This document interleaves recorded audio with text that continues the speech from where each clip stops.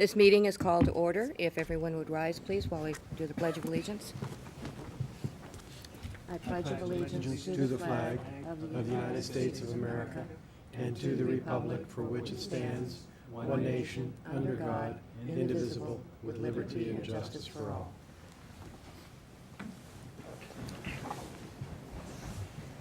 Catherine, would you please take the roll call? Yes. Director Danielson, Present. Director Nicholson, Present. Director Stewart, Present. Director Wallace. Present. Director Eakin. Present. Thank you. Nancy, would you introduce our education session? Yes, this evening we're going to be hearing from Dr. Paul Hoffman. He's president of Hoffman Healthcare Group in Moraga, California. He's worked in the healthcare field for over 35 years. For the past 15 years, he's devoted a majority of his time to assisting hospitals and health systems with accelerating their performance improvement efforts and writing and speaking and consulting on ethical issues in healthcare. He also serves as an advisor to healthcare companies and as an expert witness. In addition to various other appointments, he has held positions as Executive Vice President and Chief Operating Officer of the Alta Bates Corporation, Executive Director of Emory University Hospital in Atlanta, Georgia, and Director of Stanford University Hospital and Clinics in Palo Alto, California. Following his residency in hospital administration, he began a career at the Massachusetts General Hospital in Boston. He is a fellow of the American College of Healthcare Executives, past member of its Leadership Advisory Committee, and he coordinates the annual ethics conference for the American College of Healthcare Executives. He's co-editor of Managing Ethically, an executive's guide published in 2001 by Health Administration Press. A second edition, Managing Healthcare Ethically, an executive's guide, was published in 2010. He's also co-editor of Management Mistakes in Healthcare Identification, Correction, and Prevention, which was published in 2005 by Cambridge University Press.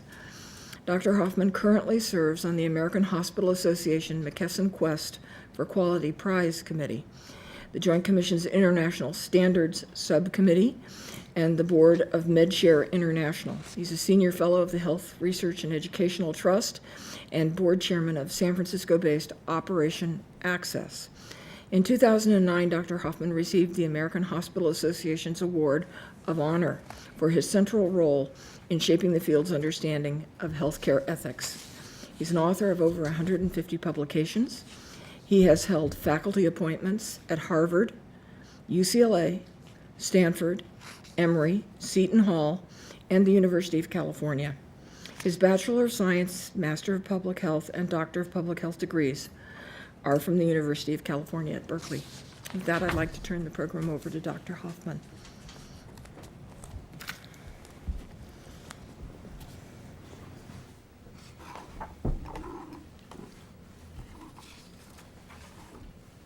Thank you, and good evening. I'm delighted to be back with you again. I've had the privilege of sharing my thoughts with you on several previous occasions, and this is a topic that is ethics, which is, I think, central, particularly to any not-for-profit healthcare organization, and particularly one that is publicly owned, such as this organization, being a district hospital. And so I was pleased and delighted when I was extended the invitation to come back and speak with you again. And what I'd like to do is really go over a number of issues. Some of these are going to be familiar to those of you who have been on the board for some time, but what I'd like to do is to revisit some of these issues. I continue to have the good fortune of working with your staff with the Bioethics Committee. I serve as an advisor to the Palliative Care End-of-Life Task Force that is staffed by Father Jeff Findlay and by Doug Van Houten, two of your most, I'm sure, valued staff members, along with a number of physicians, social workers, nurses, and representatives of administration. And I am continually reminded when I have the pleasure of conducting ethics rounds here at the hospital how fortunate this organization is to have the number and quality of people that you do that devote tremendous time and energy to doing the right thing, to acting in a way that is consistent with the values of the organization. And this is reflected every time I have the opportunity to spend time with your staff, physicians, nurses, social workers, and others, as well as see the interaction that they have with patients and families. And although I've mentioned this during my previous presentations to this board, I just want to reiterate that while I have the good fortune to make site visits on behalf of the American Hospital Association and other organizations to hospitals throughout the country, the fact of the matter is that Fremont and in this service area is extraordinarily lucky and is in a position that is in some way unique, given the diversity of this community, to have an organization that is as sensitive to the needs of this community as this hospital is. So I wanted just to reiterate that I continue to enjoy this collaborative relationship that I have with this institution, its medical staff, and its employees. A year or two ago, I suggested, and this board approved, a study to evaluate end-of-life care in the intensive care unit. And as you may recall, this involved conducting informal telephone interviews with family members of patients who had died here at the hospital, but had been the recipients, based on the feedback that I received from family members, of really extraordinary care and support from physicians, nurses, and other staff. And this particular study was eventually published in two publications, one of the Catholic Health Association and then also by Hospital Progress, Healthcare Progress. So I think the organization deserves the kudos and the recognition that it continues to receive by virtue of the services that your staff members provide. I've said before that these are exciting and challenging times for board members. I can't imagine that the challenges will be any less in the future. And what I'd like to do during my brief remarks this evening is put them in an ethical context. And so I'll be looking at some of these major ethical issues. These are ones that many of which I've reviewed with you in the past. And if during the course of my informal remarks you should have any questions, I would certainly encourage you to raise them, and I'll do my best to respond. Or if you have any questions at the conclusion of my remarks, again, I'd be glad to do my best to reply. But I'd like to spend a little bit of time talking about fidelity to the hospital's mission, the board's responsibility to the community. You're very familiar with this term of fiduciary. So I'd like to spend a few moments talking about fiduciary responsibilities and duties and recognizing and addressing conflicts of interest. I think this is an issue that frequently is undervalued or underappreciated as an important ethical issue. So I'll probably expand my remarks a little bit in this particular area and then talk briefly about organizational values and ethics. This is a statement from a publication called Ethics and Trusteeship for Healthcare Hospital Board Services in Turbulent Times. And I think the important thing is to recognize that there are some key words here. On the second line, the word justly, and in the next to last line and the last line, in light of changing circumstances. And I've said before that I don't think that healthcare is in crisis. I think it's more aptly described as a chronic condition. I've been in the field, as many of you have, for a number of years. And each year, whether it's healthcare reform legislation or proposals or problems or concerns about reimbursement, access, consistency in terms of standard of treatment, all of these issues are debated and receive considerable attention on an annual basis, and I don't think that's going to change in the predictable future. I think the important thing is to recognize that in many cases, hospitals are accused of not matching their rhetoric to reality. That is, that there's a disconnect between the eloquent words that one finds on hospital mission, vision, and value statements and the actual behavior of the organization and the decisions and actions that are taken by the board and by senior management and by the leaders of the medical staff. And I think one of the key ethical challenges is how do you make sure there's not that disconnect? How can you be sure that the way in which the organization operates and the way in which it interacts with the community and with its patients and with the families and with its staff are consistent with the statements that you and every other hospital throughout the country has crafted so carefully? So that's why I emphasize the importance of going on beyond rhetoric. And we know that there are a number of legal, moral, and social obligations that institutions have, and that this hospital, like others throughout the country, have a foundation, have a legacy that you want to preserve and enhance. And in this case, you know, you're talking about over 50 years of service to the community. So the board is ultimately responsible.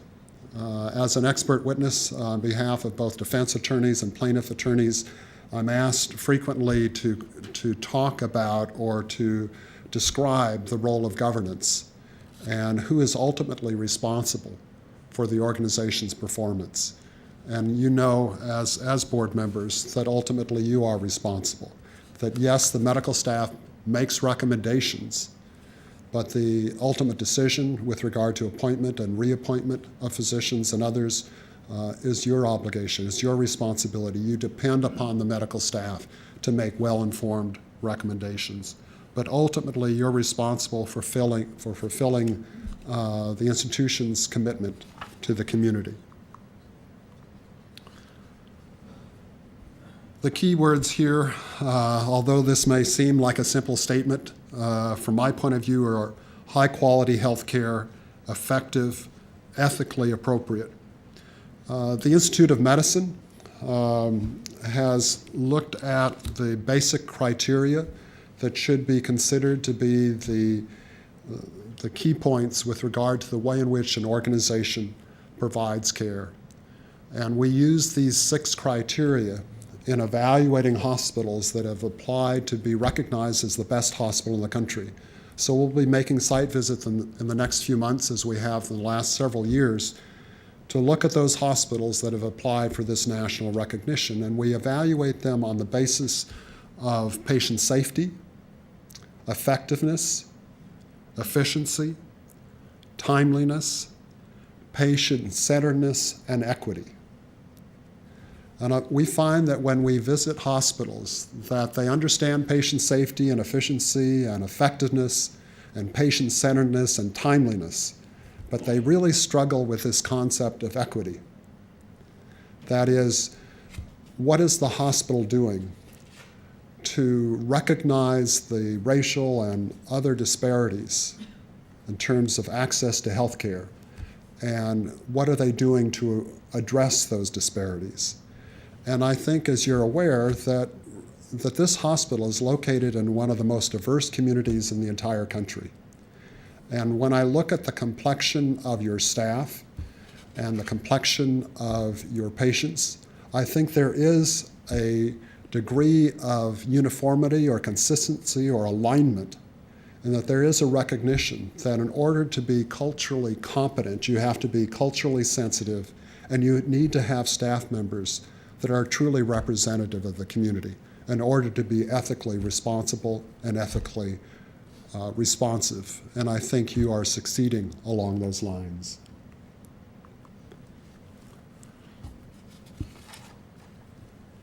These elements of ethical care, I think, are fairly straightforward.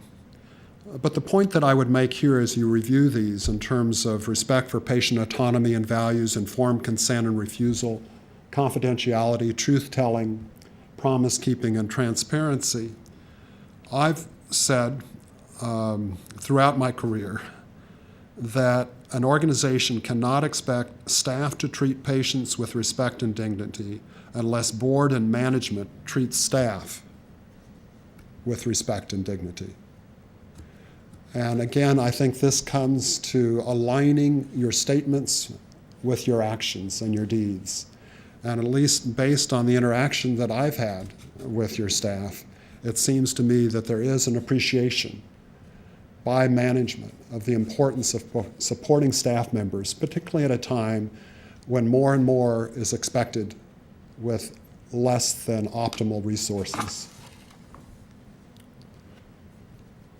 I think it's easy to say, but it's hard to do this well. That is, that trustees should govern hospital policy and deploy resources in ways that enhance the health and quality of life in the broader community that the hospital serves.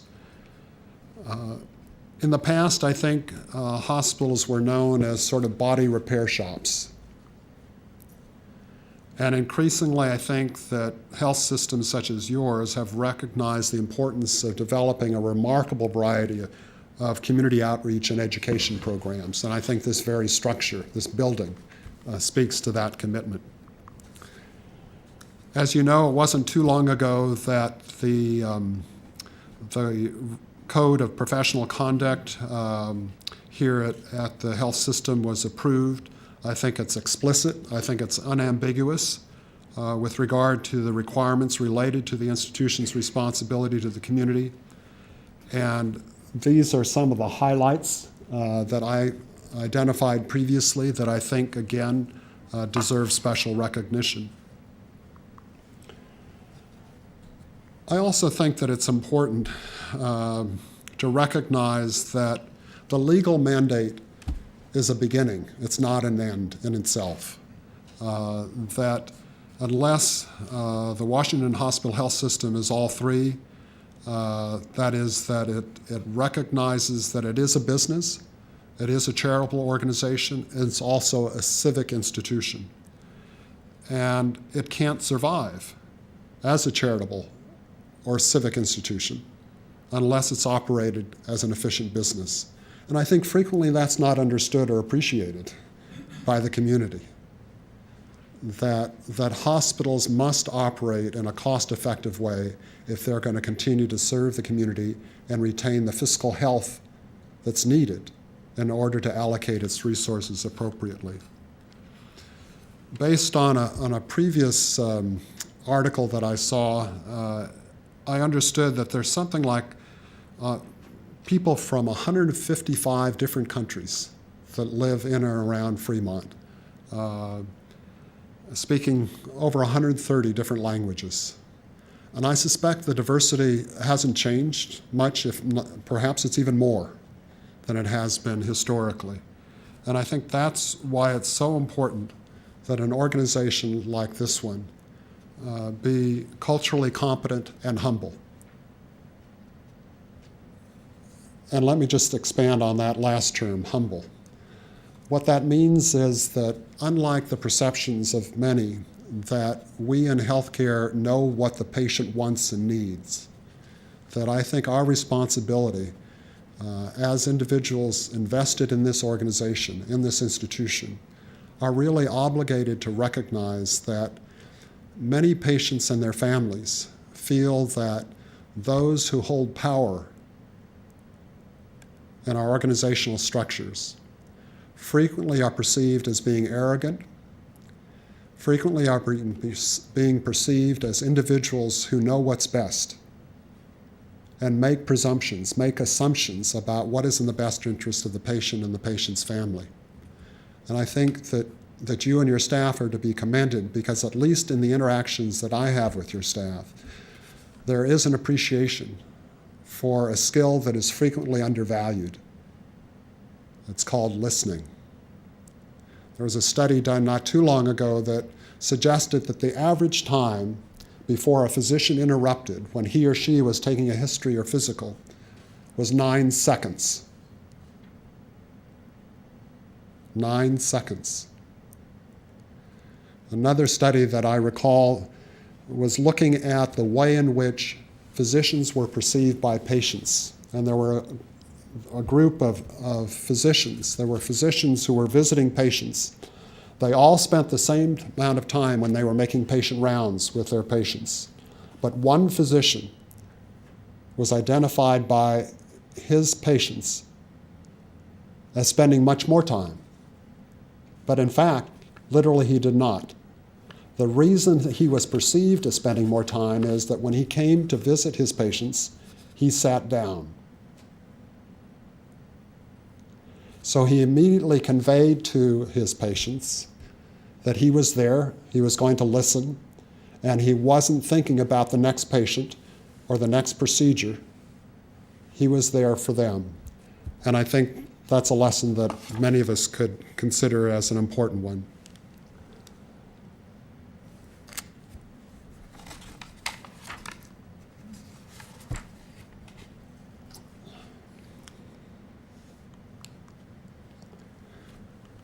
A couple of other comments with regard to fiduciary duties. You're aware that district hospitals such as yours are in fact owned by the public. You are tax supported. You have an obligation, a responsibility, an ethical commitment that I think is beyond that of what you would find in the average not-for-profit hospital, because you are elected to the board, you do serve the public, and the institution benefits as a result of those supportive activities, both of you and of the community in general.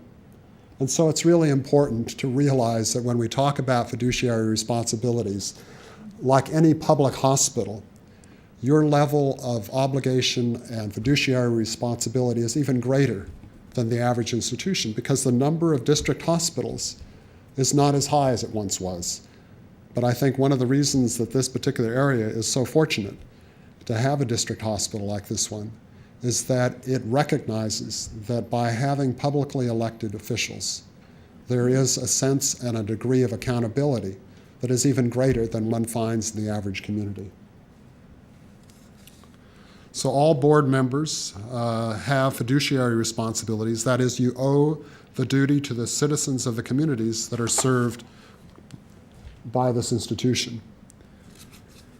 And that means that sometimes you have to ask uncomfortable, tough questions if you're going to fulfill your ethical obligation. You need to challenge dubious assertions. You need to encourage the pursuit of viable alternatives. You need to do whatever you can to represent the public's best interests. And the issues that I'm thinking about have to do with the struggle that you've had, that I know that management has had in the past and will undoubtedly have in the future, when you're trying to figure out how you can either develop or maintain an unprofitable program in order to meet community need. And there's no easy answer to that. I think it's one of the major challenges that any CEO has, along with her staff and of senior executives and the medical staff leaders. Because obviously, as a 501c3 tax-exempt institution, you need to demonstrate community benefit in order to continue to enjoy tax-exempt status.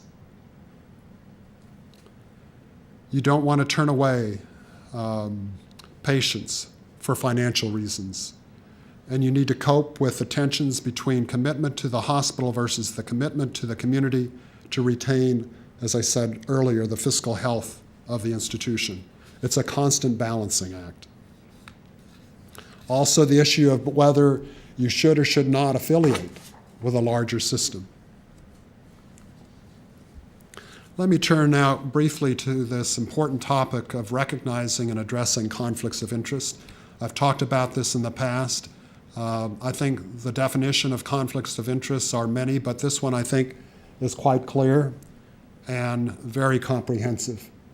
That is, it arises when a trustee might personally benefit from his or her official actions or influence, and when the expectation or pursuit of personal interests can bias decisions that are made by the trustee in his or her official capacity. And there are unfortunately too many examples of potential conflicts of interest. And here I've listed a few. Again, these are ones that I've cited in the past. but I would just remind you that these are the areas in which I think you need to be particularly sensitive. And I'm not suggesting that you're not. But I think the important thing is that we need to remind ourselves that these are difficult areas to address, and they're important ones to address. I want to pay particular attention to this issue of potential physician conflicts of interest. And I've identified a number of them, and we could spend the entire evening talking about why these are becoming more and more important. Taking incentives from drug and medical device companies to promote the use of products, authoring scientific papers that are ghostwritten by companies with vested interest in publicizing positive outcomes, accepting funding of research projects without disclosure, financing hospitals to draw insured patients from nonprofit facilities, and influencing credentialing and peer review.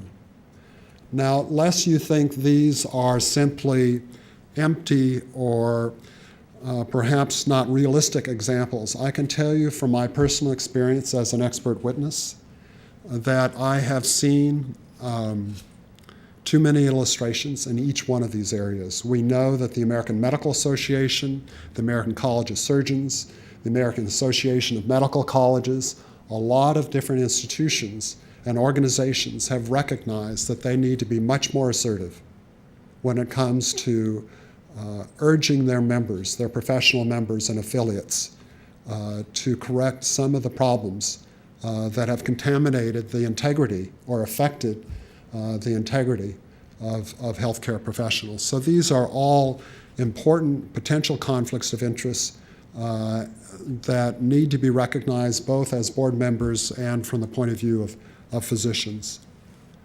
So the question is, well, what can we do to address them? How do we recognize them? Well, I think the first thing to do is to recognize that these conflicts do exist, that it's important to disclose conflict when you become aware of it, and to recuse yourself from decisions involving a contract, for example, when you may have a relative or a vested interest in an organization that's doing business with the hospital. And one of the keys for dealing effectively with potential conflicts is to have effective policies. I'm a strong advocate of prevention versus intervention and treatment, that if you can prevent the problems from occurring to begin with, you are going to be much better off individually and collectively. And clearly there are additional considerations in terms of undisclosed conflicts, the appearance of impropriety, the importance of maintaining community trust. It's not enough simply to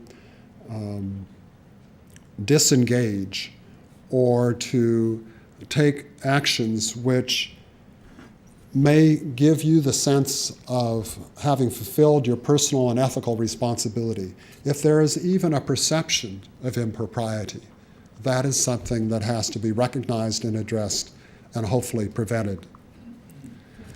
The values and ethics with regard to this organization, I think, are classic. That is, that there is a recognition that these values and ideals are ones that should be reflected throughout the organization in terms of clinical virtues, of being conscientious, of demonstrating collegiality and cooperation. Maintaining physical and emotional health, I think, is a particular challenge these days, as everyone seems to be more and more stressed. And the importance of retaining objectivity by not providing professional care to relatives or close friends is not always easy. There may be a consulting role that you can perform, but I think most professional groups recognize that it's important that whenever possible, it's important not to be directly engaged in providing professional care to relatives or close friends. And of course, most importantly, to fulfill the responsibility to the community.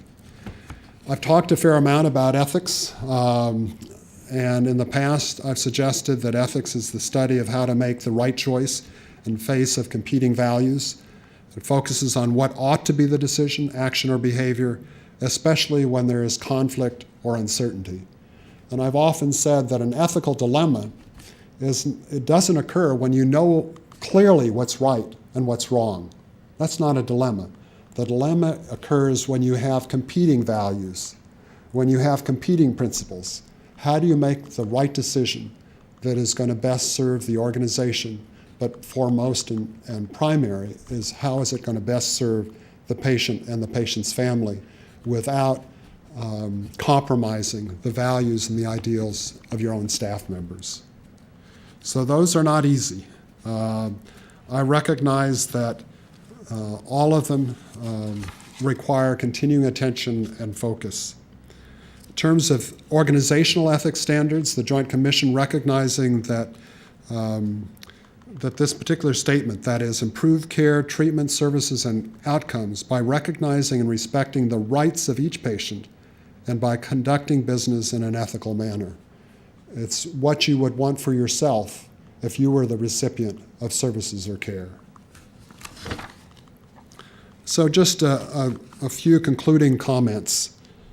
I think the reason that hospitals are encouraged to revisit ethics periodically, particularly from the board's point of view, is to recognize that we cannot simply presume that people are acting ethically.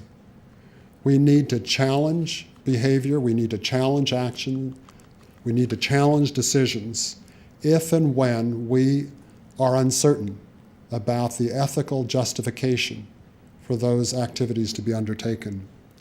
We have to recognize that the community will trust us as long as we earn their trust, that we can't take it for granted.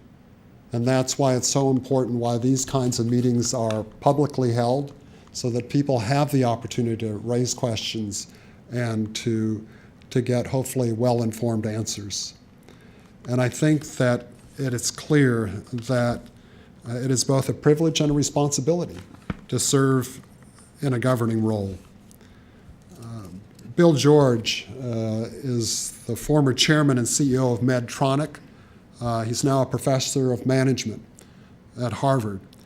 And he says the test of an authentic leader's values is not what he or she says, but the values they practice under pressure. The values they practice under pressure. In other words, I think it's easy to act ethically when it's convenient. But when resources are inadequate, when there's a conflict of interest, when there's disagreement, when there are time constraints, when there are other factors that impinge on the ability to make a well-informed, conscientious, ethical decision, that's when it's tougher to act ethically. So I commend you for giving me the privilege of speaking with you again, and I congratulate you on your past organizational performance, and I again extend my appreciation to Nancy Farber and her staff for giving me the continuing privilege of working with this fine organization. If you have any questions, I'd be glad to try to respond. Dr. Hoffman, thank you very much for your presentation. I found your one comment about healthcare should be considered as a chronic condition quite interesting, and you've given me a lot of food for thought. The downside to it being chronic is that it's not necessarily going to get better, but maybe it won't get worse. So I have to do some more thinking about that. But thank you very, very much for your kind comments about the hospital, its staff, and how we do business. They're very, very much appreciated. Thank you very much.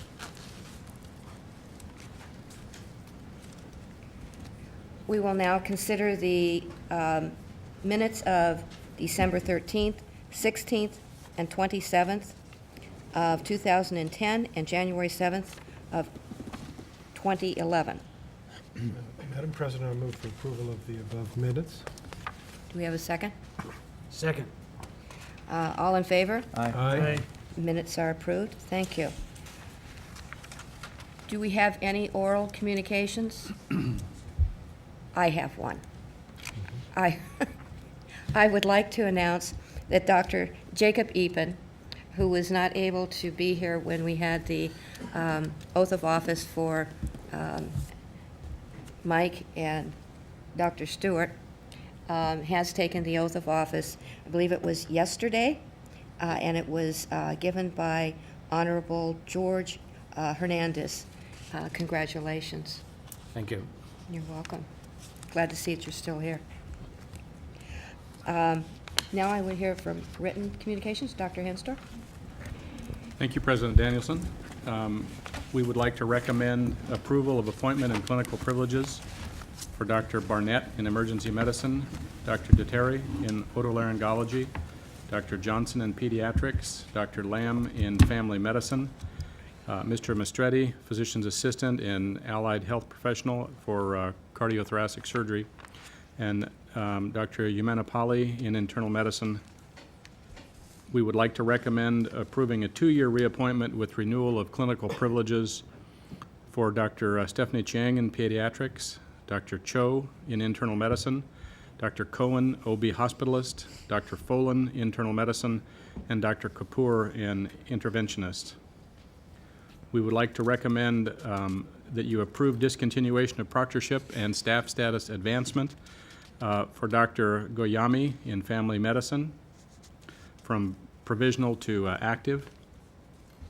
We would like to recommend an extension of provisional status and proctorship for Dr. Hartford in orthopedics, Dr. Barbara Newman, an OB hospitalist, and Janice Rivers, a physician's assistant.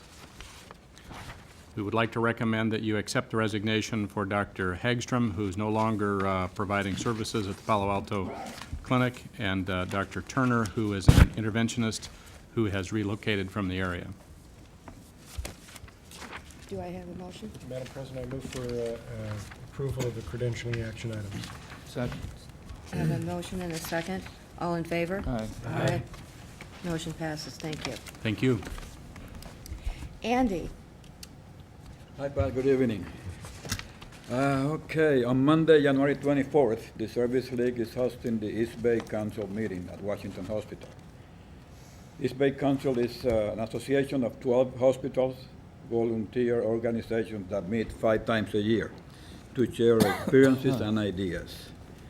We are excited that Jeannie G., which is one of the board members, chairman of the newborn photography program, has been asked to present information on the orientation program she created for our volunteer newborn photographers.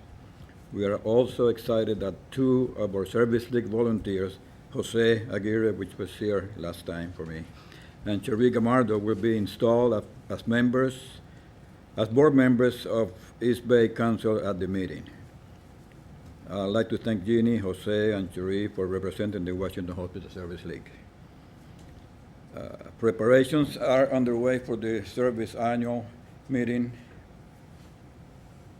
and installation of officers is scheduled for Monday, February 14th. That's Valentine's Day. At the meeting, we will be presenting a check in the amount of $50,000, which is the last payment of the $300,000 pledge that the Washington Hospital Service League Board of Directors made in 2007. Invitations will be sent to the Washington Hospital Service League Board of Directors, and we are looking forward to see you, all of you, at the meeting. 2010 was a great year for the Service League, so we are going to celebrate. That's it. Looking forward to it. Okay, thank you. Thank you. Dr. Henstor? Thank you again. We currently have 503 members of the medical staff. There are 361 active members, 4 administrative members. We have 16 allied health professional members. We have 22 ambulatory members, 4 consulting members, 40 courtesy members. We have 41 people that are currently in a provisional active staff status on the hospital staff. We have 5 provisional ambulatory members, 1 provisional consulting member, 4 provisional courtesy members, rounding out our family. We have 8 pre-applications that have been sent out that are being processed by candidates requesting those. We have 13 applications that are currently in process, including a physician's assistant for medicine, an orthopedic surgeon, teleradiology, OBGYN, internal medicine, plastic surgery, general surgery, anesthesiology, pediatrics, and family medicine. We're anticipating forwarding 2 candidates to you at the next board meeting, one in pediatrics and one in OBGYN. So it looks like we're going to continue to grow slowly. It's nice to see us growing, Yes. and well-rounded as well. Of course, now we'll need a bigger hospital. Okay, And you're working on that, and we thank you. we'll take that under consideration. Thank you. We'll do our best. Thank you. Thank you. Nancy? Apropos our Chief of Staff's remark, we'll have Ed Thayen give our construction update.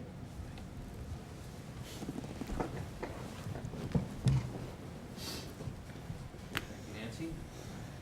So we've got, I should start off and say again, we're doing well, and our central plant project is ahead of schedule by, the latest number was, I think, around 28 days, and we're still functioning well within our budget. So first for the central plant. This is the tie-in from the air conditioning equipment. You've seen it. You've seen trenches and things coming. This is from the cooling towers. So this is now taking that. We'll take that water back into the facility from the cooling towers. You get a kind of a shot. You can see.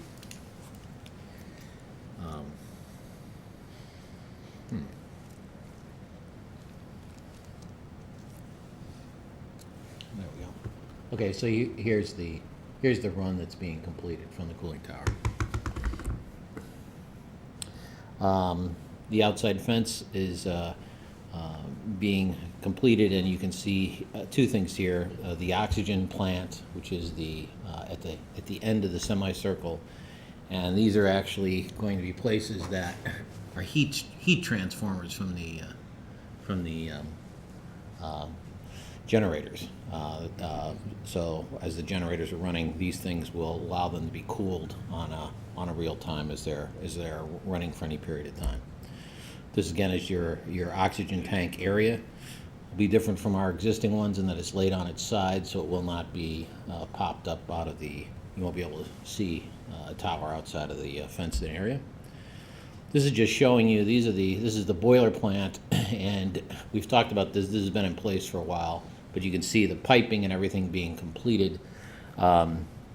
We've got gas from PG&E to the central plant. We're still waiting for PG&E to get power to the plant, so that's on our agenda hopefully for this coming month.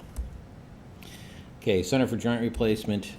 You can see that building, the finishes on the exterior of the building coming along. The walls taking shape, the parapet all getting framed in. This is the shot from the south side from the central plant, and you can see framing of the interior walls also taking place, and waterproofing going to the outside. Parapets on the roof. This is the area that's taking the glass, and you don't see it here now. The glass is in about half of this section, and spandrel glass also going in. So we're getting this building is now taking shape. This is just giving you another sort of view of, we've talked about in the past, the corridor that's coming off and is being sort of cantilevered off the building. Now you can see this is the connecting corridor. So the structure for the connecting corridor from the central plant over to the corridor that'll be hanging off where the old loading dock was. And then you can see we're closing up what were the old loading dock doors and finishing off there. Any questions? Question, Ed, when is the Center for Joint Replacement going to be completed? It's still scheduled for January of 2012. Okay. We will probably put off the final completion date of that because we're going to be building out the second floor, and so that will get pushed out a little bit further. But the first patient floor should be done by then. Okay. One other question is a perception. In the one picture that you had, it looked like the walkway with the glass windows. Yes. It looked like it was sort of rounded, but yet when I look at the pictures of the building, the way it's projected, it's more of It's a straight triangular. triangular. It is on the side of the building closest to the main hospital, to the main hospital building. That glass wall, it's not a walkway, it's actually a glass wall that, a combination of patient rooms, the dining area for the patients, the activity work, the physical therapy space is all along that wall. And it's bowed out, so it's kind of curved there, but it is part of the main building, and it is, that side of the building is curved. So while you've got a triangle, you have a portion of it that's bowed out. Okay, thank you. It looks very nice. Yes, I think it'll be very attractive. I think it's important for the board to understand that completion of construction is one thing, the commissioning of the building is another. Long before we put patients in that physical space, we will have staff testing everything and practicing the utilization of every aspect of the building to assure that things are as designed and are appropriate for patient care. And then, of course, you have to have the state of California come down and do the survey. So when you stop construction is one day. When you open the doors and invite patients in is another. That's good to know. Thank you. Thank you, Ed. Any other questions? Is it bowed or bowed? Bowed out or bowed? It's both. It's both, Mike. Bowed. That's a Cleveland accent. It's Cleveland. Yeah, okay. Is this one of these tomato? It's Cleveland. It's Cleveland. Oh, okay. Yeah. Thank It's you. a Cleveland factor. It's curved. Yeah. You No can't doubt. give Mr. Fayen a hard time, he's ahead of schedule and budget. Oh, yes. Yes, Well, that's right. Thank He you. can say it however he wants. Indeed, indeed. Going on with our calendar, on December 5th through the 8th, we had a team of folks at the IHI conference. It's their 22nd annual national forum in Orlando, Florida, and we presented 5 posters, which I think is about the most anybody has presented. To have 5 posters selected for presentation was a distinct honor. In December, the hospital management staff typically has a Christmas party where we get together, and for many years we've made donations instead of giving gifts to each other. We donated holiday gifts to needy children in Washington Township. We worked with the nonprofit One Child and the Healthy Start program at Grimmer Elementary. The managers contributed hundreds of gifts for 75 children, and the gifts included toys as well as clothing. In thanking the management staff, Bernie Dutra, the president of One Child, wrote, "I cannot explain how incredible it was for me to see one entire wall of the conference hall filled with gifts. It brought tears to my eyes." I think everybody truly enjoyed participating in this, and I'm going to recommend management staff consider doing it again next year. On December 16th, we had a program on Career Day, Diabetes and Healthcare Careers, and we were at Arroyo High School in San Lorenzo, and we had 43 students that we were able to talk to about healthcare careers.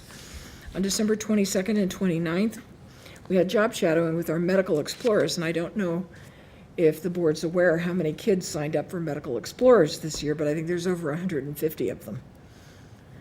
And so we're breaking them up into more manageable groups to do things like this. And so we had 41 students in this group that went through the hospital, job shadowing with clinical staff for observations and questions. But our medical explorers post is wildly successful.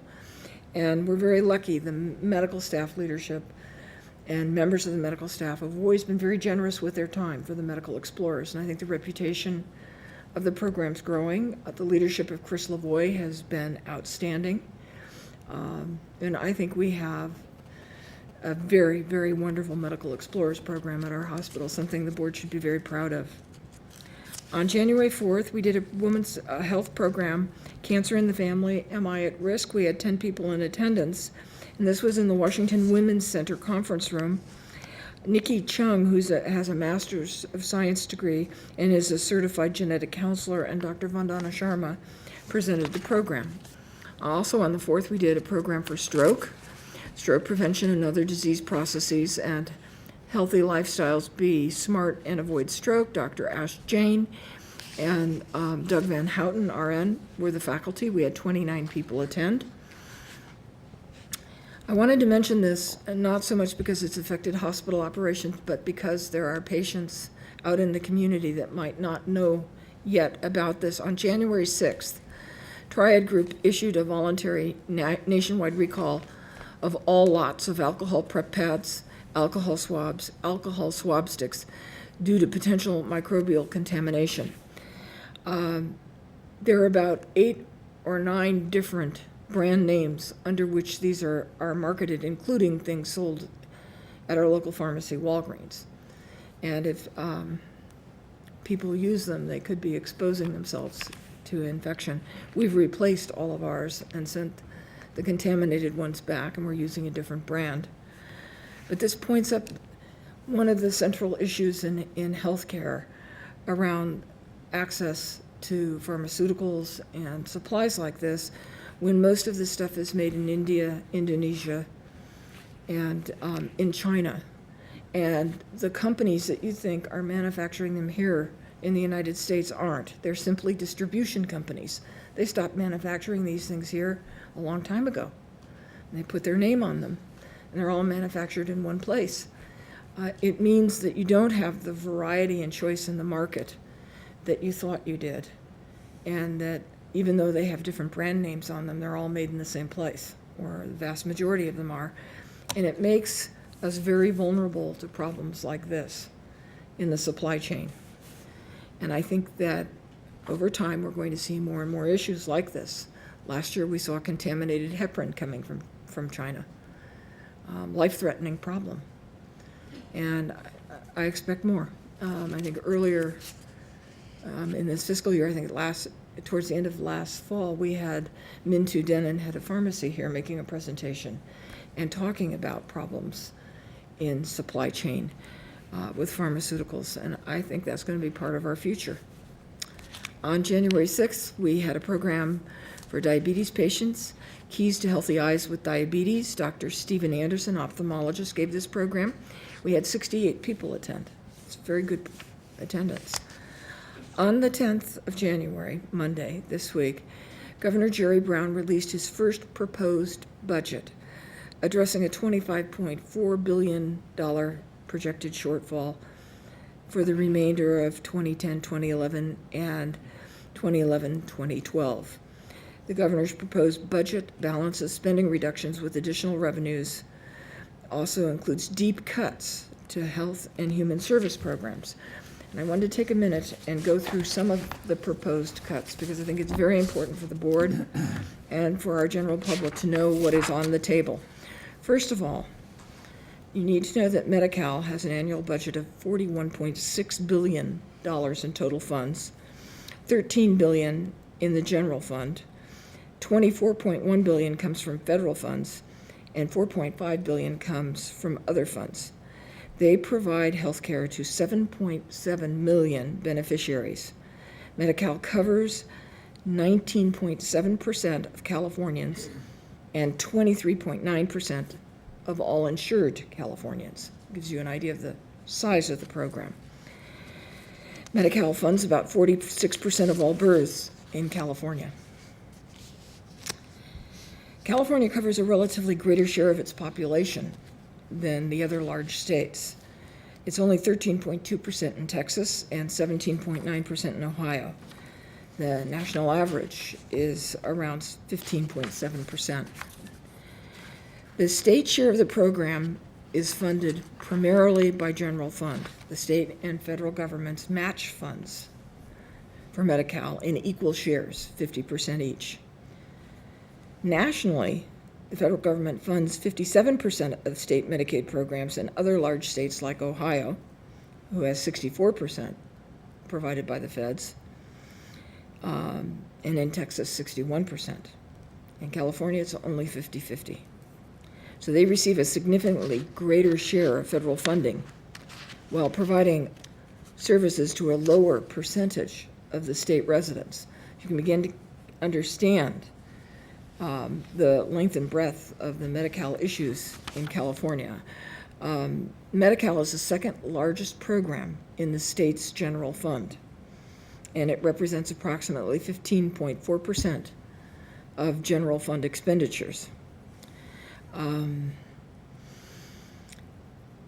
The Department of Health Services estimates that the caseload will increase by 1.75% from the 2010-11 year to the 2011-2012 year, and this is roughly double the growth rate for the total California population. So the Medi-Cal program is growing much more quickly than the state's population itself.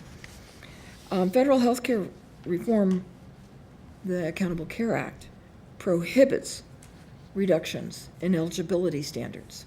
So the state has no ability to control expenditures for Medi-Cal by limiting who has access.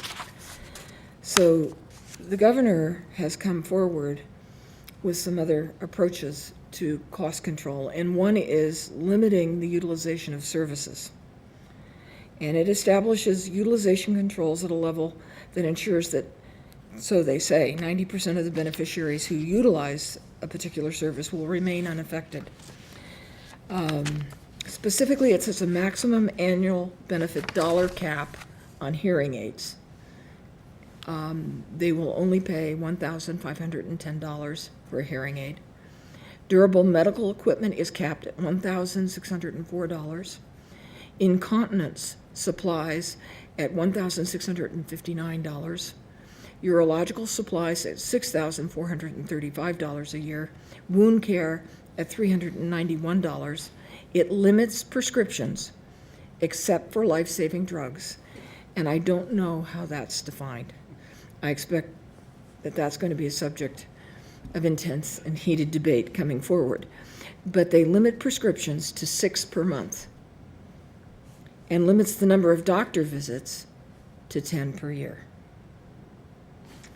There are limits that they've provided for medical supplies and equipment are expected to save an estimated $9 million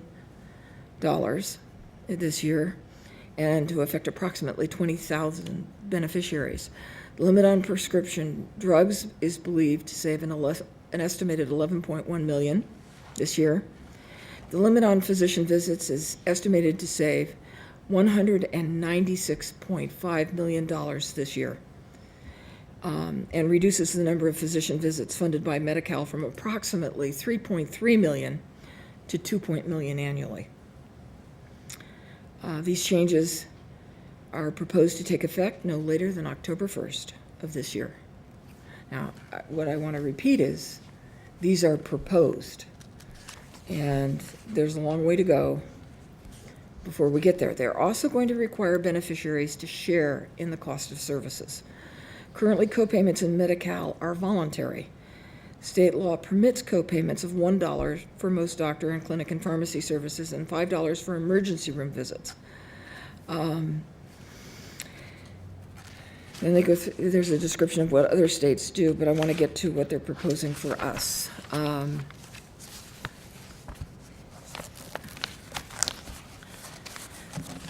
The federal government currently limits cost sharing for non-exempt populations to relatively nominal amounts and aggregate caps on copayments not exceeding 5% of family income. The Federal Deficit Reduction Act, federal law, allows providers to deny service if the beneficiary does not provide required copayments, as long as they give a referral to a county indigent health program. And so he's recommending mandatory copayments, and he believes that they will achieve savings in reducing the amount the state pays for services and decreasing utilization. Specifically, the proposal includes a $5 copay on physician, clinic, dental, and pharmacy services, and $3 for what they deem to be lower-cost preferred drugs, and I'm sure there'll be a list. They are planning on achieving a savings of $294.4 million in the calendar year, the fiscal year 2011-12.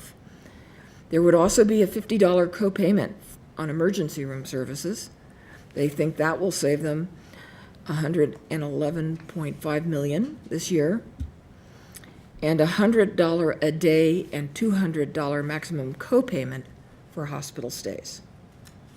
So these are their plans to reduce costs. They also plan to eliminate adult day health care and other benefits, reduce the Medi-Cal provider payments by 10%.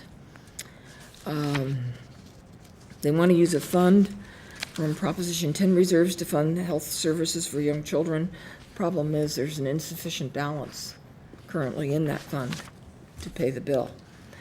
And that's what's on the table. I would imagine we're going to see vigorous and heated debate.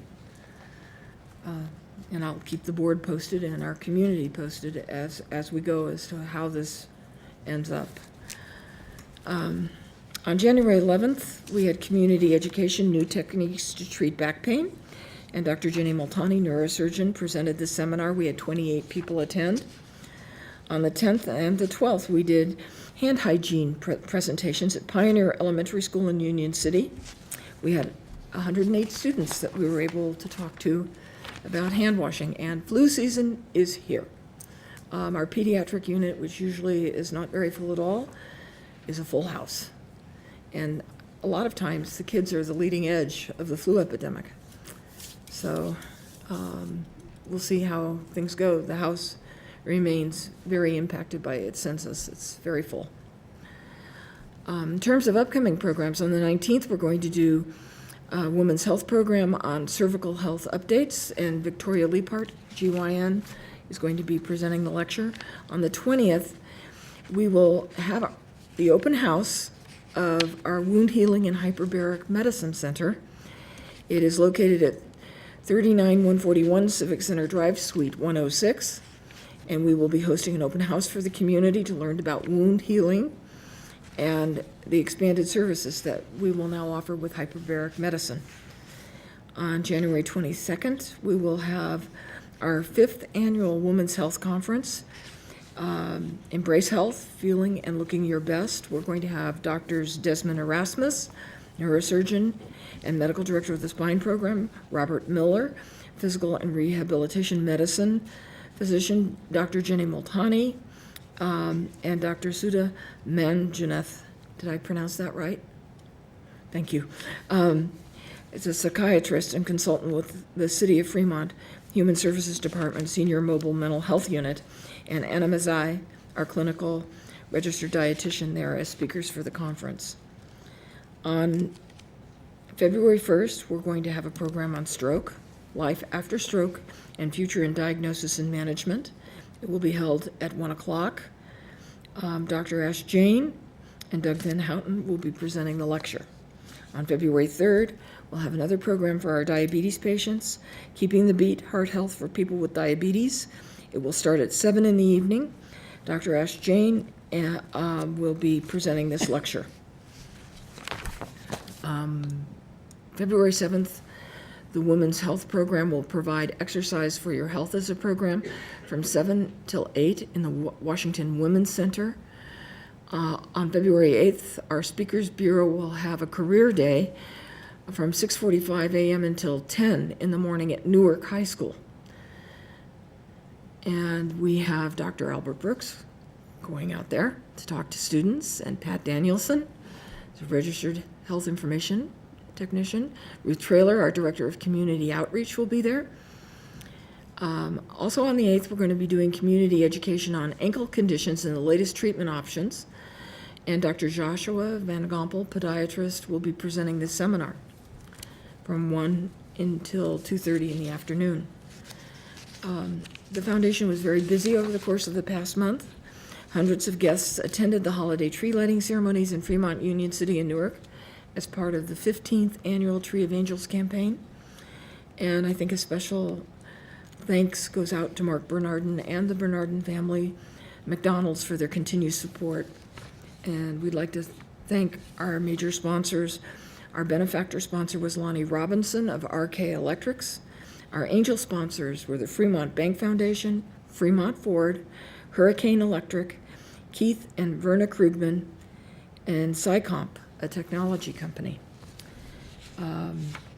Without the help of our sponsors and our volunteers, this event would not have been as great a success as it has been. And I'm pleased to announce that over $35,000 was raised this year in support of hospice care through the Tree of Angels. The next event for the foundation, and they're already getting ready, is the 26th annual golf tournament. So please mark your calendars for May 16th. During the month of December, Washington on Wheels Mobile Health Clinic continued to serve our community members at the Fremont Senior Center, the Fremont Family Resource Center, the Ruggieri Senior Center in Union City, and the Silliman Activity Center in Newark. It's different. That's the new truck. In addition, WOW provided health services at school sites including Briar Elementary, Walters Junior High, and Irvington High School, all located in Fremont. WOW provided occupational medicine services to Scientech, a chemical supplier, and the WOW Mobile Health Clinic also received an updated exterior skin during the month of December. And you'll notice that there is a vacant spot in the back of the design of the truck, and we are seeking sponsors for our truck. And I saw brochures for that. Angus Cochran brought them to me today, and we'll be out looking for sponsors who can put their names on our truck.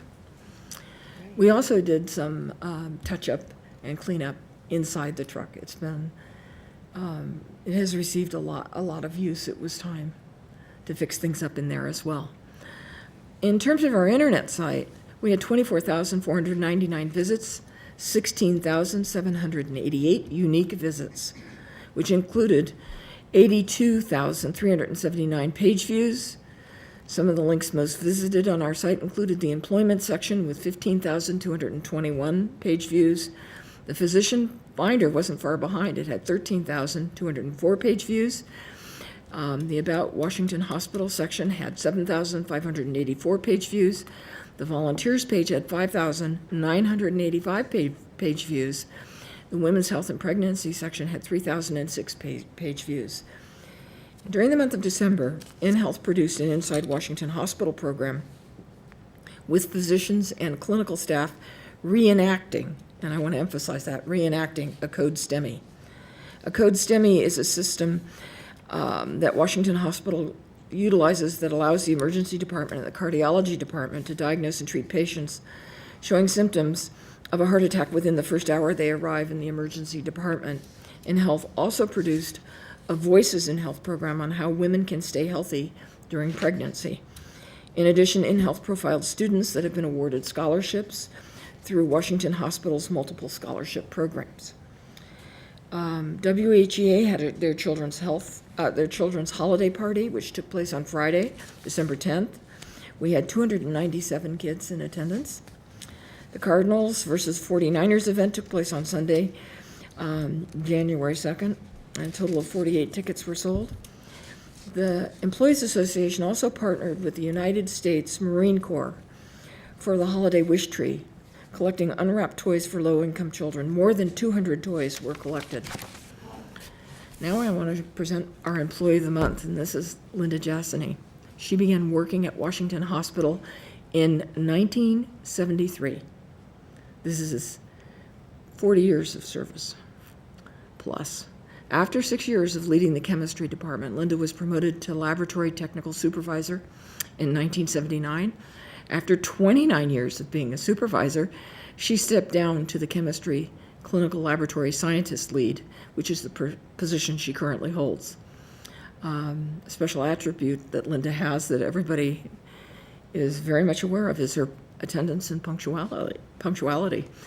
She arrives invariably 30 minutes before her time to report to work.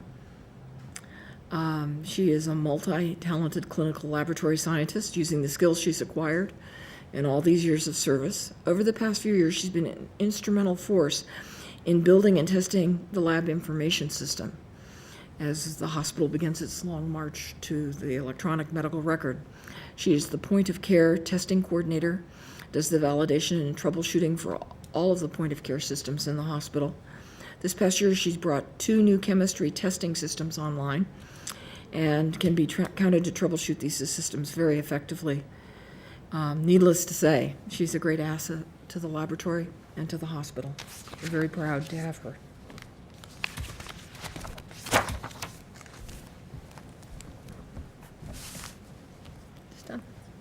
The WOW van looks great, but it looks bigger. Is that an optical illusion? That's an optical illusion. We didn't make it any bigger.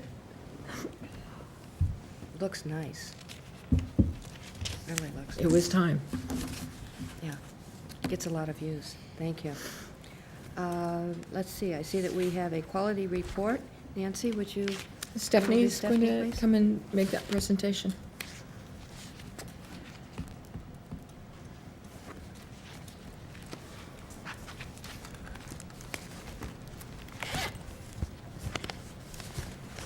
Thank you, Nancy. Thank you, Pat.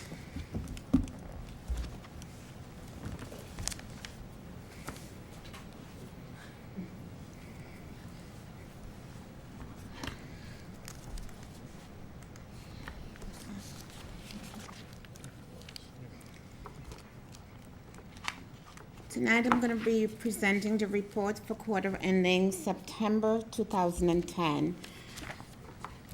And just as a reminder, I'm going to briefly go over the definitions in terms of some of the terminology that's used throughout the report and how we arrived at the different verbiage that we used.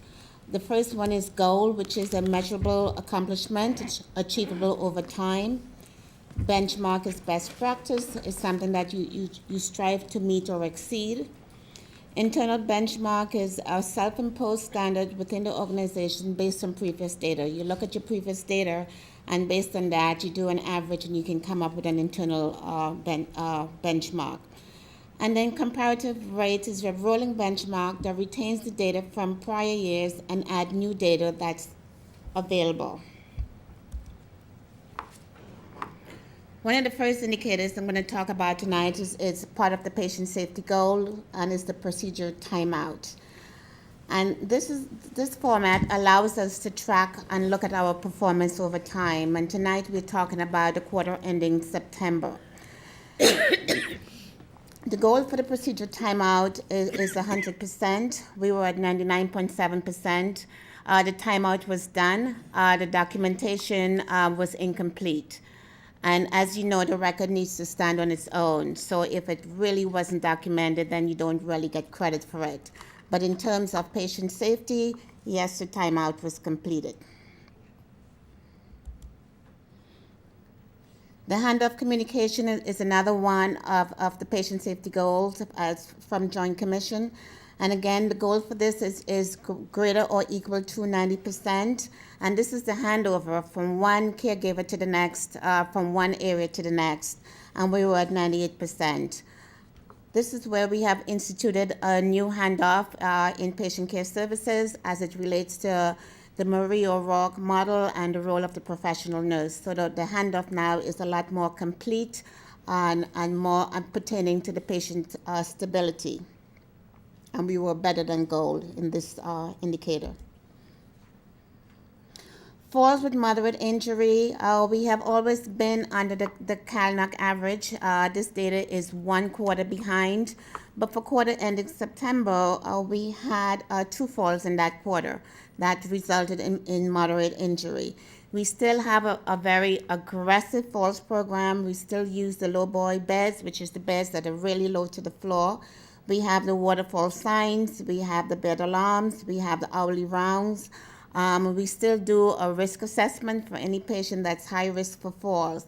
And sometimes, irregardless with everything that you have done, the patients are very independent. They want to get up and walk, they want to go to the bathroom, and sometimes, based on the medications they are on, it can result in some falls with injury. But again, we have always been under the CalNOC and better than the CalNOC average. Looking at overall screening for severe sepsis, and as you know, with sepsis, early intervention means better outcomes. We continue to have a very aggressive sepsis program, and we are meeting goal 98% of the time, and this goal is greater than 90%. This is done through the emergency room, critical care, and through the med-surg units.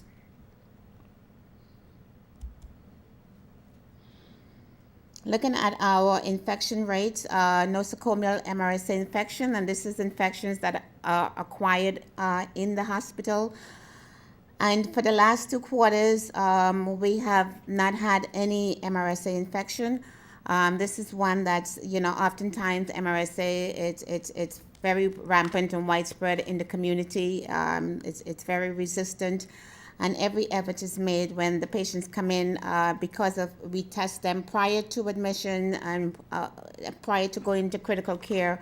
So we take every advantage that we have to make sure that we don't in any way do anything to cause infections. And hand hygiene, washing your hands before and after, is the single most deterrent in terms of avoiding infections.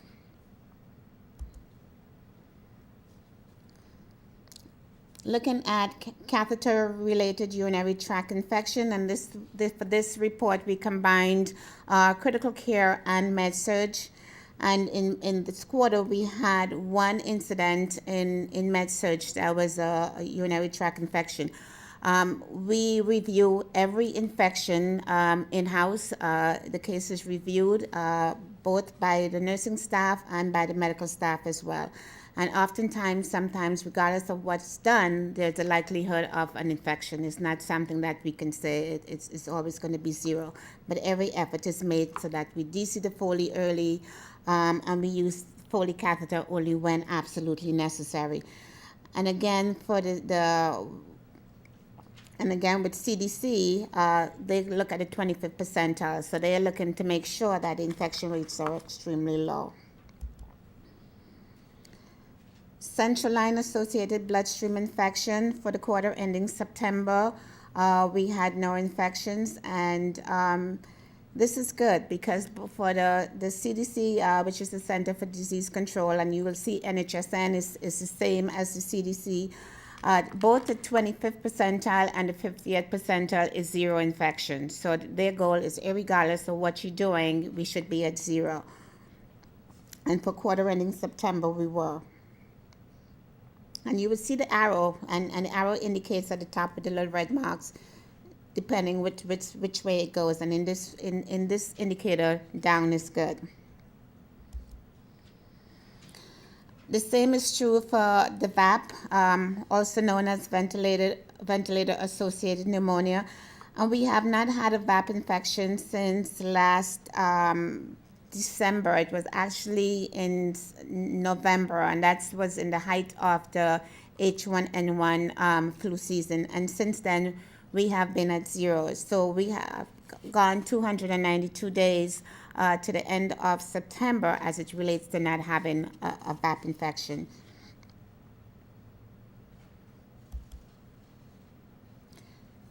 The C. difficile infection, and again, this is hospital acquired. You can see that we are on our way down in terms of quarter ending September. And one of the things to point out here is we started a new format in terms of testing that's more precise, that's more sensitive, that's more accurate. And we started that in quarter of March 2010. So when you look at the data prior to that, it was old technology. It was not always accurate. You had to do multiple samples in terms sometimes to identify the organism. With the C. difficile, the way we do the PCR testing now, it's rapid, it's more accurate, it's early detection, early treatment, and we are beginning to see a downward trend as it relates to this infection. Hospitals use this more sensitive testing?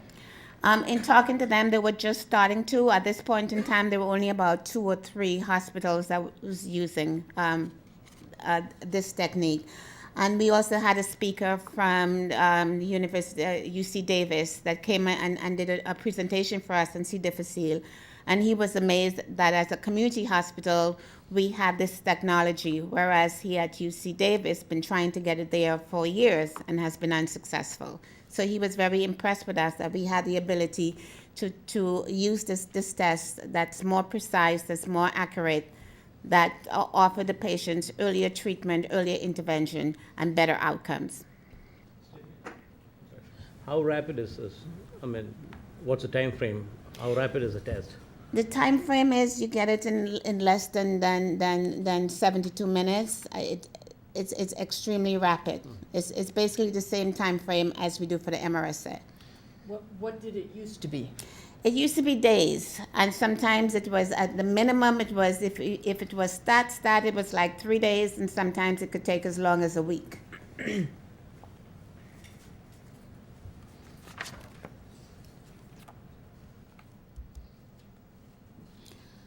Moving on to pressure ulcer incidence, and this is for all pressure ulcers. And again, we compare ourselves against the CalNAC benchmark. And it's always a quarter behind, and in this area, down is good, and we are below the CalNAC. We have, in terms of looking at this, our data is very good compared to what's out there with CalNAC.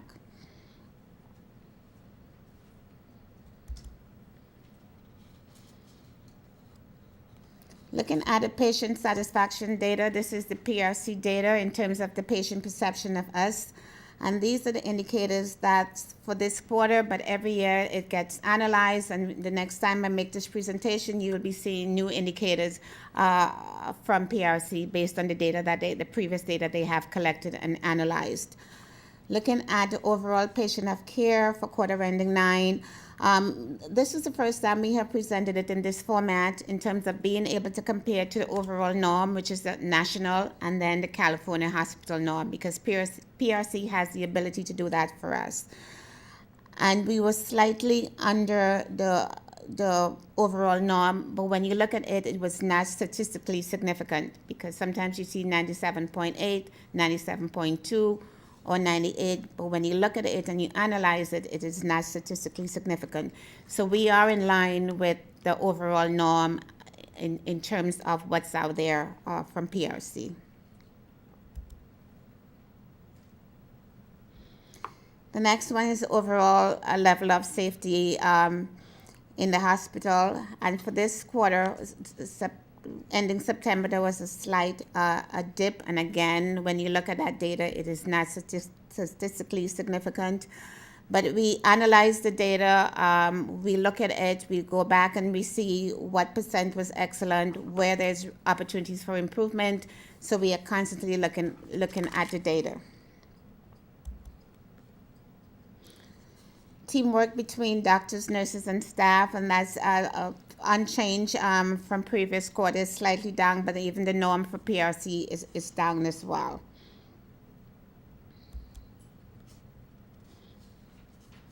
And the discharge instruction, the quality of the discharge instruction, again, this is the patient perception in terms of how they perceive, in terms of what instructions were given to them.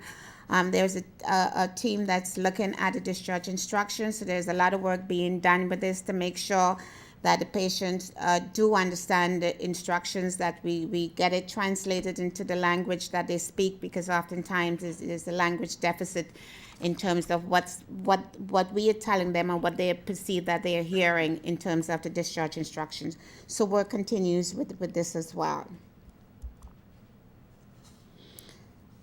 And then 85% of patients still recommend Washington Hospital, and that's fairly close to what the norm is for both the PRC and the California norm.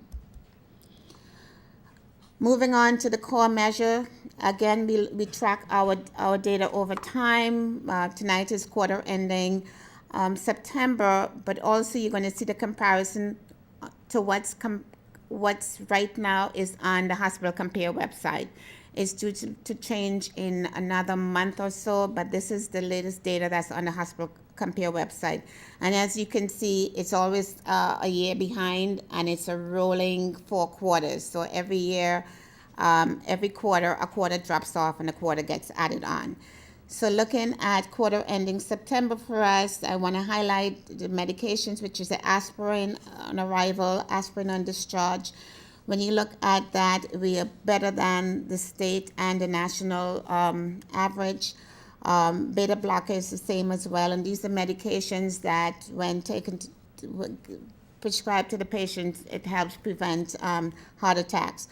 But the most telling of all this, that's causes the most outcome, leads to the better outcome, is the PCI within 90 minutes. Get into the cath lab in 90 minutes. And as you can see, for quarter ending September, we were at 100%.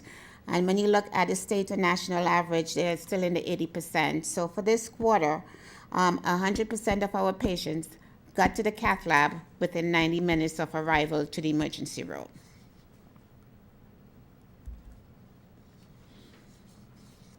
Heart failure is another one of those diagnoses that's very high on the radar. And again, heart failure is discharge driven in terms of making sure that they have the discharge instruction, because it's discharge loaded. In terms of discharge instructions, and that includes the medications, that include the activities, the follow-up with the physicians, knowing the signs and symptoms of when to call the physicians. We were 93.1%. We have since then, there was an issue in terms of our medication reconciliation, where they had the information, but it was not always documented the way it needed to. So we have since then corrected that process, and you will see that number on the rise. The vaccine is another one that has been added to the core measure for pneumonia, and you see for quarter ending September, we were at 100%. And the same with the anticoagulants for patients with chronic atrial fib. Pneumonia is another diagnosis that's out there and the forefront right now. And again, it's getting that antibiotics within 6 hours of arrival. We were 96.3%, and we have gone back, we have reviewed all the cases that fall out are reviewed, and oftentimes there are some system issues of making sure that when the patient comes in, they're not always diagnosed with whatever the presenting symptoms are. So oftentimes it's later on in the diagnosis that they do get diagnosed, and then it's a struggle trying to meet the time frame in terms of the antibiotics. And again, for the vaccine and the blood cultures, we are 100%. And yet, when you compare our data to the state and national, we are above both of those indicators. This is the prevention of surgical infection. Want to highlight antibiotics, and within 1 hour of incision, an appropriate antibiotic selection. And again, we continue to improve. Oftentimes, it's a documentation issue. The antibiotics is given, but it has to be documented. It has to be documented legibly. So there is always documentation issues, but it does not mean that the patient did not get the antibiotics. The same with the VTE, prevention of blood clot. We continue to do better than the state and the national average. And our data continues to improve over time as well. So, we are still striving to get to 100% in all of these indicators. And last but not least, we have the outpatient indicators for SCIP, which is your pacemakers, your GI procedures, where they have to follow the same guidelines that it relates to antibiotics. And this is fairly new. This is the first time that this has appeared on Hospital Compare, because this was a new measure as of a year and a half ago. And we were at 97% in terms of appropriate antibiotic timing, and 100% as it relates to the selection. And again, looking at our data and comparing it to the state and national average, we are there or better than both. Any questions? A lot of information. I'm sorry. I'll make a comment. I I think this is really good data to get in front of the public, because this is actually an example of data which is collected in a consistent fashion across hospitals across the country and across the nation. And I think the underlying theme that we see here today, and thank you for presenting it, is that in almost every metric, we are exceeding the state and national average. So I think, as you've said many times before, Stephanie, this is a quality journey, and we're well on our way. Yes, we are. I agree with Dr. Nicholson. It's good data, but not only is it good data, but it was presented in a very good manner, an easy to read, easy to comprehend manner. I like that.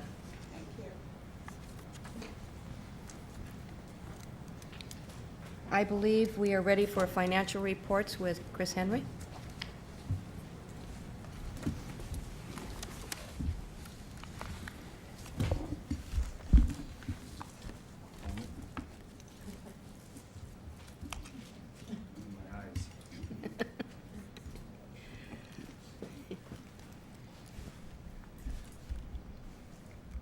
Okay, Joe. Okay, tonight I'll be walking you through our statistical and operational and financial results for November 2010. And as always, we'll start with our operating indicators. Our average daily census for the month was 10.4 above the budget at 177.6. We had 1,023 admissions during the month, which was very close to the budget of 1,021. Patient days were 311 above the budget at 5,329. Our average length of stay for the month also was very close to budget at 4.85, just slightly below the 4.91 we had expected. Case mix index for the month was higher than we expected, and you'll see that reflected in the numbers down below. Our case mix index for November was 1.466. We had expected 1.362. We had 152 deliveries during the month. We had budgeted for 174.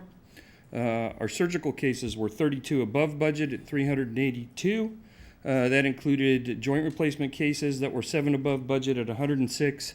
We saw 21 neurosurgical cases. It's 5 above the budget of 16.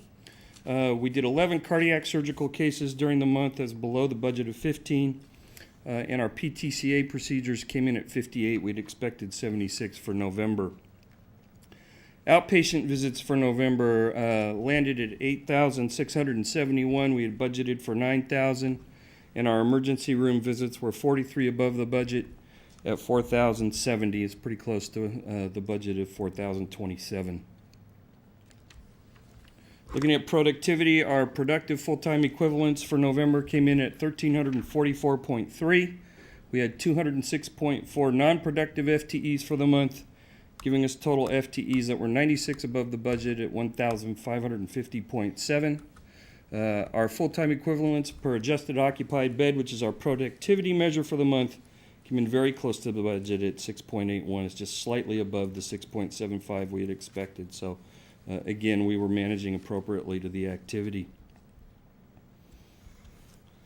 Moving into the financials, as always, we'll look at our Governmental Accounting Standards Board presentation, and I always like to remind folks this is the presentation we're required to use for our audited financials. Total patient revenue for November came in at $157,620,000. It's almost $13.7 million above budget. Our contractual write-offs for the month landed at 73.87%, giving us net operating revenue slightly above $3.2 million above the budget at $41,458,000. Operating expenses for the month were $1.6 million above the budget at $37,422,000. We saw those variances driven by our salaries with the higher level of activity in the house. Supplies were above budget, driven by prosthesis and pharmacy, and our provision for charity and uncollectible accounts came in about $567,000 above the budget with the higher levels of activity and revenue. So we end the month with operating revenue from a GASB perspective of $1.6 million above the budget at just slightly above $4 million. For November, we actually posted a non-operating loss for the month. that largely being driven by an unrealized loss in our investments. We had a change in value of our investments of about $2.1 million for the month, giving us a total bottom line from a GASB perspective of slightly above $3.2 million, about $402,000 below what we had expected in the budget. Moving into our Financial Accounting Standards Board presentation, this is the way the financial markets like to look at us. Our operating bottom line stays the same at just above $4 million. Financial Accounting Standards Board does not recognize our unrealized loss on investments because it's by definition a paper loss. And they also do not recognize the revenue we collect for the service of our general obligation bonds. So we end up with non-operating income from a FASB perspective of $627,000 and a total bottom line just above $4.6 million, almost $1.7 million above the budget from a FASB perspective. So are there any questions on November? Yeah, Chris, on your first slide, I was a little puzzled because admissions were at budget, patient days were significantly higher than budget, but average length of stay was less than budget. That's not Yeah, congruent. average length of stay, what's going on? there's a timing difference there. Average length of stay is based on discharges, Right. whereas the admission and patient day numbers are actual days during the month. So you've Okay. got some timing differences. Some of those folks in that average length of stay cross months. Right, okay, got it. Okay, Yeah. so that accounts for the That'll discrepancy. show up Yeah. when we start Right. dealing with the next month in Right. December. Right. Ready? Okay. In the month of December, we saw 1,066 patient admissions. They resulted in 5,729 days of care. The average daily census in December was 185, and this was higher than November's, which was around 178.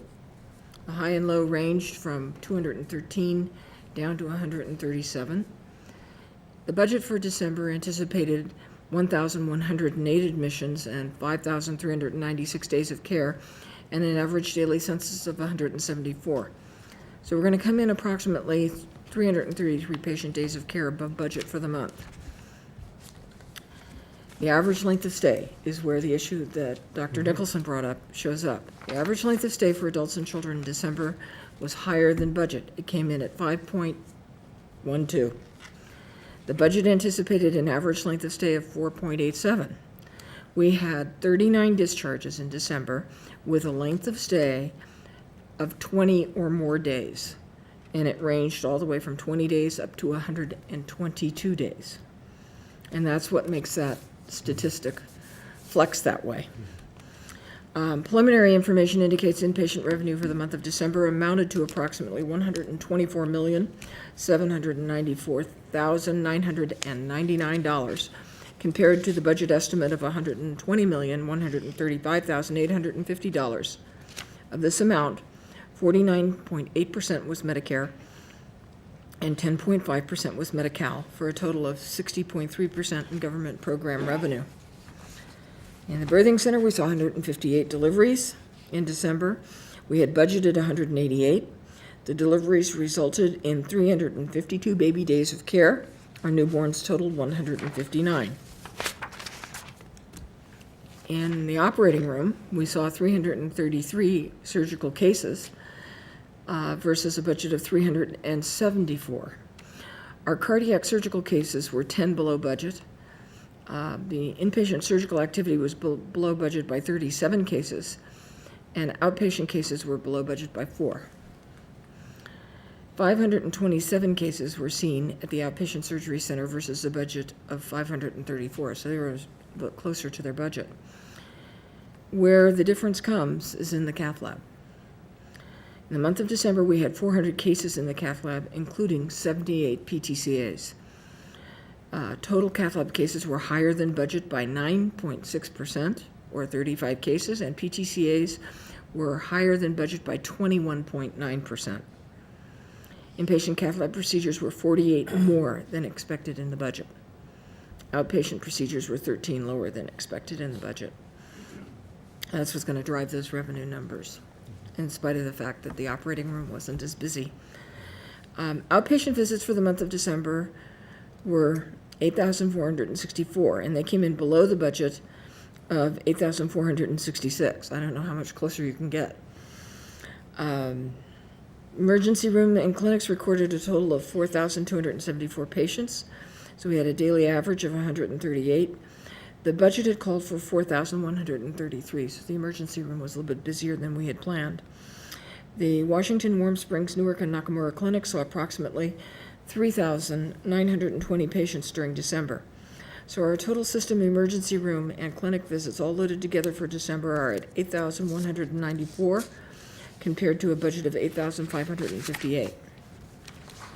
When we look at personnel, full-time equivalents for the month of December totaled 1,592.3, including 39.2 in agency personnel. The vast majority of them, 22.6, were in patient care services. This was higher than the budget of 1,492.3. FTEs per adjusted occupied bed were at 6.76, which came in slightly below the budget of 6.79. Productive FTEs were budgeted at 79.4 for the month. Non-productive FTEs for December were above budget by 20.6. So in summary, we had 42 fewer admissions and 333 more patient days than we had anticipated in the budget. The surgical cases will come in below budget by 11%. The cath lab procedures are going to come in above budget by 9.6%. Outpatient visits for December were 2 below the budget, and so inconsequential a number is not to register a percentage, while the ER visits were 141 higher than anticipated. Clinic visits for the month will come in below budget by 11.4%. Total paid FTEs are above budget by 6.7%. FTEs per adjusted occupied bed will be slightly below budget. Inpatient charges for the month are higher than budget. They're projected to come in by a positive 3.9% variance, or $4,659,149. The outpatient charges are also above budget by 8.5%, coming in around $2,702,567 more than we had planned. So our total hospital charges are going to come in about 4.9% above budget. And this has mainly been driven in the month of December by the cath lab and the emergency department. On December 31st, there were 173 days cash on hand. The total days revenue and accounts receivable at December 31st was 71.71. If you remove Medi-Cal from those numbers, we were at 61.39. During the month of December, $1,684,861 of charges were approved for charity assistance. Thank you. We have some we have one You action. have one action item. Dr. Stewart? Madam President, I move for the reappointment of Ben Saw, MD, Al Nagy, Shirley Bushke, James Stone, and Myro Garcia to the Washington Hospital Development Corporation Board of Directors for 2011. Sir? We have a motion and a second. All in favor? Aye. Motion passes. I'd just like to thank these people for their service. That's a wonderful, wonderful service they render. It's very consistent. Thank you. Do we have a closed session? No. There being no further business, this meeting is closed.